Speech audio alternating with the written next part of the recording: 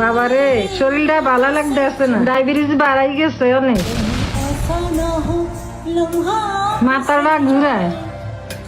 আজকে 3 দিন ওষুধ খাইতে পারি না, আজকে ওষুধ না খাইতে হইলে হয়তো আর কয়দিন পর তোর লাগে, কত করতে পারবো না।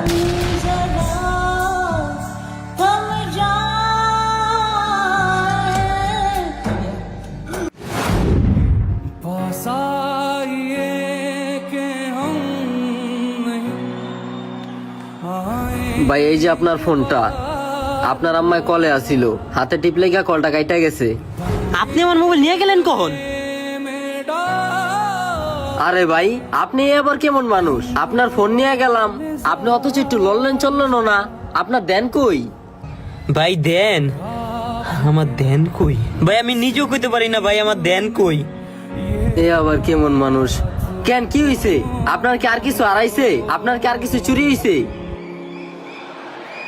হ্যাঁ ভাই, ও আপনি আপনার মারে আগে ফোন দেন। হ্যাঁ শরীর অনেক অসুস্থ, আজকের ভিতরে ওষুধের টাকা পাঠাইতে কইছে।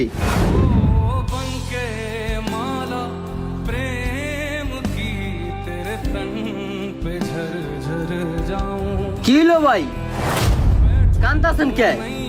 কি হইছে ভাই? ভাই ঢাকা শহরে 15 দিন হইতে আইছি, 15 দিন কাম করে 4000 টাকা পাইছি। ওই যাত্রাবাড়ি একটা ম্যাচে থাকতাম, 7 জন মিল্লা, একজনে ভাই আমার সব টাকা নিয়ে পলায়া গেছে। তারপরে এই বুই করে রাজমিস্ত্রির কাম করলাম 3 দিন, হাড় ভাঙ্গা খাটনি খাইটা কাম করলাম, কন্ট্রাক্টরে 1 টাকাও না দিয়া আর উল্টা পাল্টা গালিগালাজ কইরা কামের থেকে বাইর কইরা দিছে। ওই জায়গার একটা লোকের কন্ট্রাক্টরের কাছে লয়ে গেছিলাম, ওই লোকটা দেখে কন্ট্রাক্টরের পরিচিত, ওই লোকটা আমার একটা থাপ্পড় দিয়া ওই জায়গার থেকে পাঠাইয়া দিছে। আমার মা অসুস্থ, অনেক অসুস্থ, হ্যাঁ না ভাই ডায়াবেটিক। এই মোবাইলটা একজনের কাছে বেচতে চেয়েছিলাম, কয় চুরি করা মোবাইল বক্স ছাড়া কিনবো না। মার ওষুধের লেগে টাকা বিকাল বেলা চাইছে, আমার পকেটে ভাই 1 টাকাও নেই, মারে যে ওষুধের লেগে টাকা পাঠামো।